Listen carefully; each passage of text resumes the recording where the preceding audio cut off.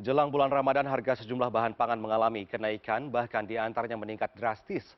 Lalu apa yang harus dilakukan agar kenaikan harga bahan pangan tak terus naik dan bikin rakyat menjerit? Untuk membahasnya sudah tergabung bersama kami ada pengamat pertanian Asosiasi Ekonomi Politik Indonesia, Hudori, dan Deputi 1 Bidang Ketersediaan dan Stabilisasi Pangan Badan Pangan Nasional, I Gusti Ketut Astawa. Selamat malam Pak Hudori, selamat malam Pak Ketut. Selamat malam Malam Mas Mas Victor, Victor, selamat malam malam Prof. Kak Ya Ketut. selalu. Ya. Pak Hudori, saya ingin ke Pak Hudori terlebih dahulu nih. Harga bahan pangan naik jelang Ramadan, kok seperti menjadi sebuah tradisi di Indonesia hampir setiap tahun berulang begitu. Apa yang Anda bisa baca dari situasi ini, Pak Hudori? Ya, sebetulnya kalau kita lihat kenaikan harga itu sebetulnya tidak hanya terjadi menjelang Ramadan, Mas. Sebetulnya untuk beberapa komoditas kita bisa lihat itu sudah naik jauh-jauh hari. Misalnya ya, kita bisa lihat misalnya bawang putih. Bawang putih itu udah sejak Juni atau September gitu ya, itu tahun lalu itu sudah tinggi gitu. Demikian juga minyak kita ya, minyak goreng. Minyak kita itu juga tinggi. Sejak mungkin Juni atau September juga gitu ya, tahun lalu Mhm. itu sudah di atas HET dan itu bertahan sampai sekarang. Kalau kita cek komoditas-komoditas yang lain, termasuk yang diatur dengan harga eceran tertinggi, beras misalnya, itu juga sudah di atas HET. Memang sebagian besar yang sekarang ya, baik yang diatur lewat harga eceran tertinggi maupun harga acuan, itu sebagian besar ada di atas harga yang diatur pemerintah sebetulnya. Mhm. Nah, ini operasi pasar yang sudah dilakukan pemerintah sejak Senin lalu ya, tanggal 24 Februari. Ya, ini bagian dari upaya untuk memastikan ada ketersediaan, memastikan bahwa masyarakat yang daya belinya terbatas, masyarakat miskin, masyarakat rentan daya beli itu tetap dijaga aksesnya terhadap pangan. Ya, ini Mhm. salah satu opsi ya yang mudah-mudahan membuat masyarakat yang daya belinya rentan itu tetap bisa terjaga daya belinya. Tapi begini, saya punya catatan ya. Ketika pemerintah akan melakukan operasi pasar selama setidaknya 1 bulan lebih ya sampai tanggal 29 Maret nanti, itu secara implisit sebetulnya pemerintah quote unquote gitu mengakui bahwa pemerintah belum berhasil ya menstabilkan harga komoditas yang memang ditangani. Yang sekarang Badan Pangan Nasional itu menangani 9 komoditas gitu ya. Antara lain juga 4 diantaranya yang akan jadi objek operasi pasar. Nah, yang kedua, eh, apa kalau kita lihat skema operasi pasar, ini kan sebetulnya pemerintah menjual barang-barang kebutuhan pokok itu di bawah harga pasar. Mhm. Dengan sendirinya, ini sebetulnya subsidi sebetulnya ya. Implisit sebenarnya subsidi. Eh, eh, Baik di bawah harga eceran tertinggi maupun di bawah harga acuan gitu. Nah, subsidi mestinya itu hanya diberikan kepada orang yang membutuhkan. Sementara operasi pasar itu kan subsidi umum, subsidi yang sifatnya terbuka, mekanisme terbuka, yang siapapun itu bisa mengakses, bukan hanya mereka yang rentan, bukan hanya mereka yang miskin, tapi juga mereka yang status ekonominya baik, status ekonominya tinggi. Kalau mau ya, kalau mereka mau masuk ke titik-titik operasi pasar, bisa juga gitu. Jadi sebenarnya ditilik dari sisi subsidi, peluang untuk terjadi ketidaktepatan sasaran itu besar, gitu. Itu besar. Mhm. Nah, itu yang kedua, catatan yang kedua. Yang ketiga, saya nggak tahu, nanti Pak Ketut mungkin bisa menjelaskan ya. Titik-titik yang akan menjadi tempat operasi pasar itu sebesar apapun saya kira tetap tidak akan bisa menjangkau seluruh wilayah gitu. Jadi tetap ada keterbatasan. Misalnya kantor pos katanya akan membuka di 4.500 titik. Badan Pangan Nasional, Kementerian Pertanian, ID Food dan yang lain-lain itu menggunakan tempat-tempat yang terafiliasi dengan mereka gitu. Mhm. Kita tahu misalnya desa itu jumlahnya kira-kira 7.000 75.000 ya, 75.000. Jadi Eh, Idealnya, kalau ini memang subsidi umum, mestinya semua masyarakat itu diberikan peluang, diberikan akses yang sama, gitu. Tapi karena titik-titiknya itu terbatas, karena jangkauannya terbatas, karena anggarannya terbatas, karena barangnya terbatas, akhirnya ya mereka-mereka yang ada di sekitar titik itu atau dekat jangkauan dari titik-titik tempat operasi pasar, itulah yang bisa menikmati. Jadi sebetulnya ada ketidakadilan juga di situ, gitu. Ya, ya. Sementara gitu. Ya, baik. Saya ingin ke Pak Ketut. Pak Ketut, ini masyarakat, apalagi masyarakat rentan ya, tadi disebut oleh Pak Hudori, ini juga akan terkena imbas kenaikan harga bahan pangan begitu. Nah, pemerintah ini memang sudah melakukan beberapa upaya. Nah, tadi ada penilaian nih, pemerintah dianggap tidak berhasil menjaga stabilitas harga bahan pangan di pasaran. Terus tadi operasi pasar juga dinilai tidak tepat sasaran. Tanggapannya seperti apa, Pak Ketut, dari Bappenas? Baik, Mas Victor, selamat malam, Prof. Saya kira sebelum saya menanggapi terkait dengan Prof. Kudori, saya ingin memastikan dulu atau kami ingin memastikan dulu bahwa stok bahan pokok dalam rangka menghadapi libur, dalam rangka menghadapi hari suci bulan puasa dan Lebaran ini sangat-sangat cukup untuk menghadapi itu, sehingga tidak perlu khawatir karena seperti Mas Victor dan Pak Prof lihat sendiri, teman-teman pada saat melakukan kunjungan ke pasar Johar dan lain sebagainya, cabai banyak, bawang putih banyak, bawang merah ada dan lain sebagainya. Artinya secara stoknya ada. Itu dulu yang kita pegang sehingga kita nanti menghimbau masyarakat tidak perlu panik buying karena stok kita cukup. Nah, yang kedua, kenapa ada kenaikan harga? Kenaikan harga itu pasti terjadi karena kalau kita melihat tren 2022 bahkan setiap lebaran, setiap menjelang bulan puasa pasti terjadi kenaikan. Ini tidak hanya terkait ketersediaan, tapi terkait isu dan lain sebagainya. Momen tatkala pedagang ingin mendapatkan untung yang lebih. Pasti itu akan terjadi mekanisme pasar yang normal sebenarnya. Tatkala ada kebutuhan yang meningkat, maka harga akan dinaikkan. Itu proses alami pasar kita. Nah, yang selanjutnya barang apa saja yang naik. Betul, ada beberapa, sebagian naik, sebagian turun. Tapi saya perlu juga ingatkan, perlu kita bersama-sama cermati bareng-bareng bahwa kalau kita bicara kenaikan bawang merah misalkan, bawang merah ini adalah produksi dalam negeri. Kita benar-benar swasembada. Nah, kalau kita melihat perkembangan harga bawang merah beberapa waktu yang lalu, bawang merah di tingkat konsumen bisa mencapai 24.000. Padahal harusnya di tingkat produsen saja sudah 24.000, teman-teman, Bapak Ibu sekalian. Nah, ini harus kita cermati bareng-bareng bahwa pada saat petani kita merugi, ini harus ada intervensi pemerintah. Maka kita melakukan yang namanya FDP dan lain sebagainya. Nah, pada saat menjelang Lebaran ini terjadi kenaikan. Artinya kalau kita boleh dengan tenang memberikan pemahaman, masyarakat kita pernah mendapatkan harga yang sangat murah. Kemudian masyarakat kita pernah mendapatkan harga yang relatif tinggi. Kalau kita rata-ratakan perolehan harga dari sepanjang tahun, maka kita pastikan bahwa harga tersebut masih di dalam range penetapan pemerintah, yaitu sesuai dengan harga acuan. Ini kondisi. Ya, kenapa bisa naik turun? Pertama, Mas Victor perlu juga pahami, bawang merah saat ini akan naik, tapi setelah Lebaran pasti akan turun. Kenapa? Karena pada saat setelah Lebaran ini proyeksi panennya sangat tinggi. Nah, ini yang harus kita benar-benar balancekan dulu ininya sehingga jangan sampai kita kok mahal terus padahal ini kenaikannya, kemudian kita harus membandingkan dengan penurunan yang pernah terjadi. Begitu juga cabai.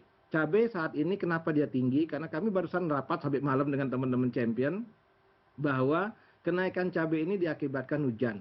Produknya banyak, produksinya tinggi, tapi mereka tidak bisa petik. Nah, oleh karena itu, karena mereka tidak bisa petik, otomatis pasokan ke pasar relatif terganggu.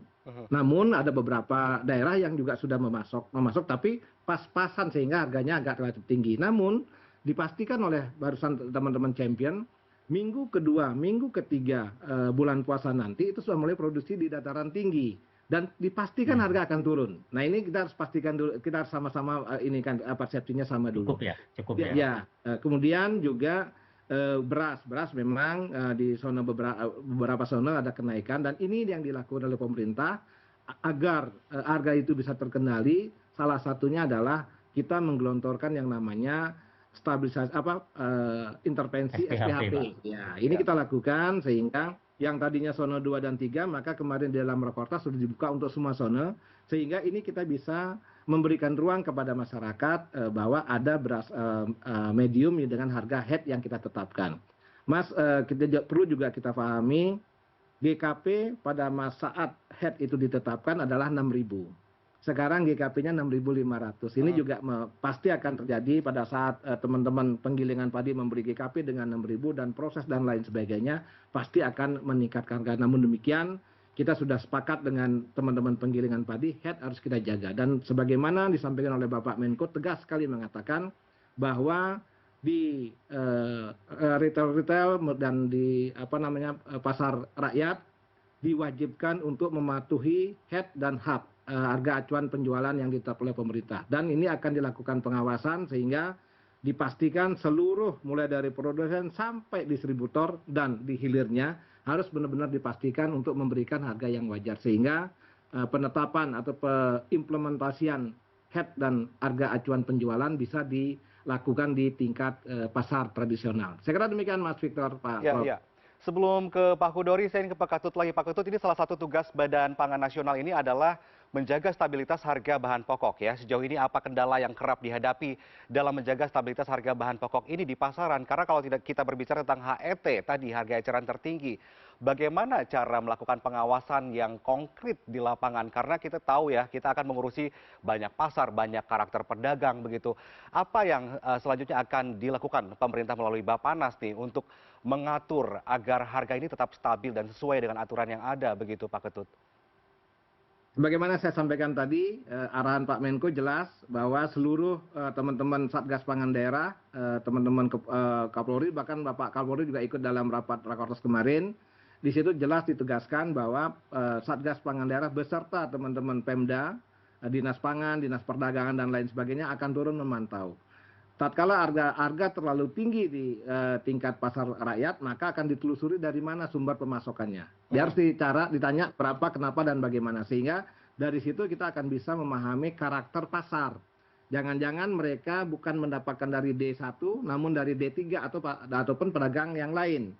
Kadang-kadang kenapa bisa lebih tinggi? Kadang-kadang pedagang di dalam akan suka mengambil barang dari pedagang di luar kemudian dijual di area di dalam. Ini juga menimbulkan harga yang lebih tinggi. Itu sering terjadi dan sering kami lihat dan sering kami temui di lapangan bahwa pedagang di dalam pasar itu kadang-kadang dia malas ngambil ke D1-nya, tapi dia mengambil D2 misalkan, dia langsung mengambil di pedagang yang di luar pasar.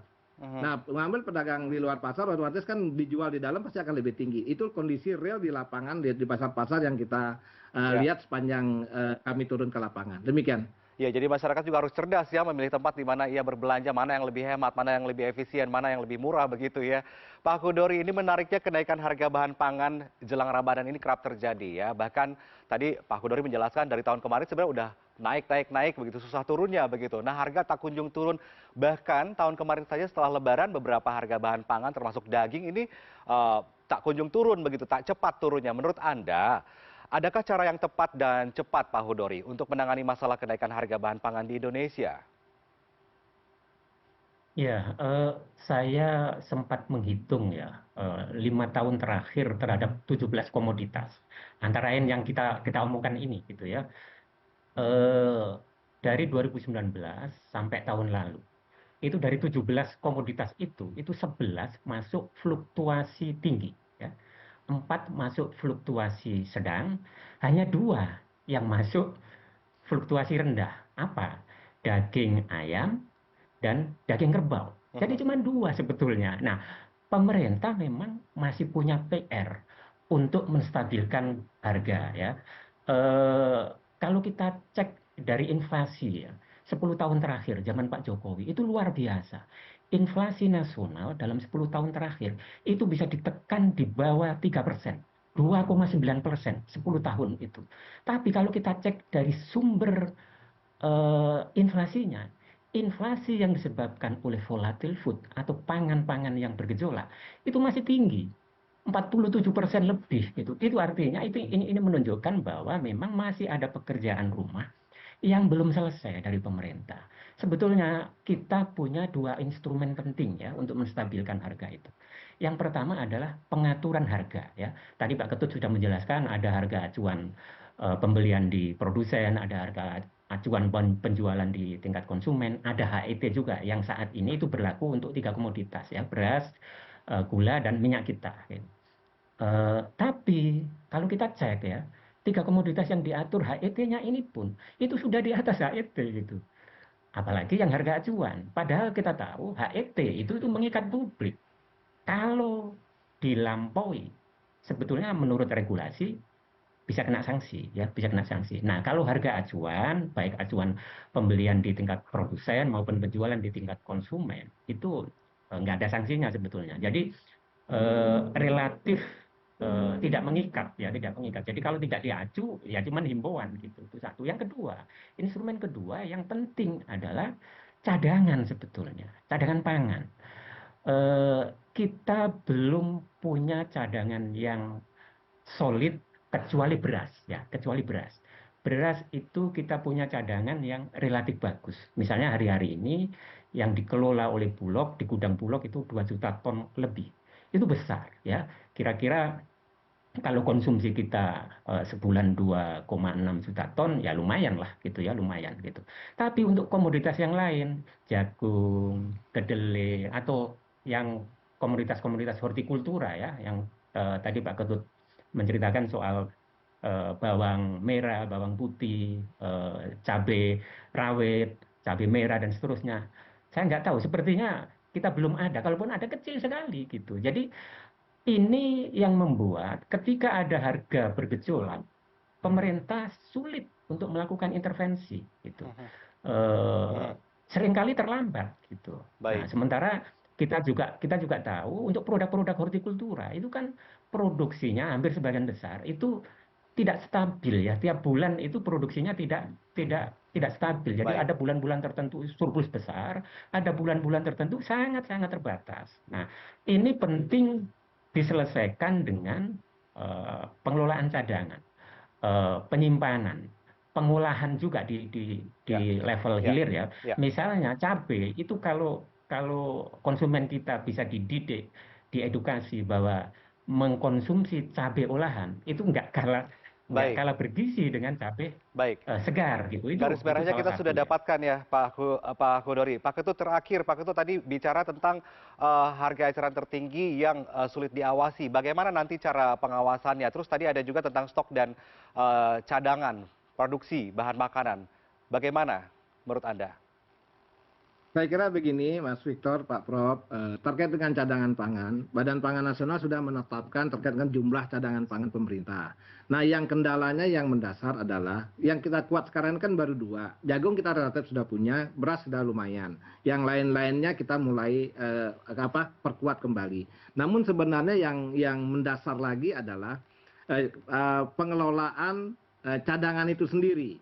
Sebagaimana Prof. Kodori sampaikan tadi, bagaimana kita menyimpan. Nah, metode penyimpanan ini yang sedang kita siapkan, mulai dari pasca panen, kemudian bagaimana pola penyimpanan, kemudian bagaimana pengolahan, sampai ke hilirisasinya. Ini penting sekali Ya, karena kami juga mesti akan melibatkan stakeholder, para pakar nantinya, karena secara konsep sudah ada, tinggal menghitung bagaimana berapa kebutuhan dan lain sebagainya. Karena contohnya cabai. Cabai pada saat panennya besar, akhirnya yang terbuang-buang kan, banyak yang busuk dan lain sebagainya kebuang-buang begitu saja. Nah, ini harus kita pikirkan dan sudah kami pikirkan bersama stakeholder yang lain dan sudah dibahas di dalam rakortas beberapa waktu yang lalu.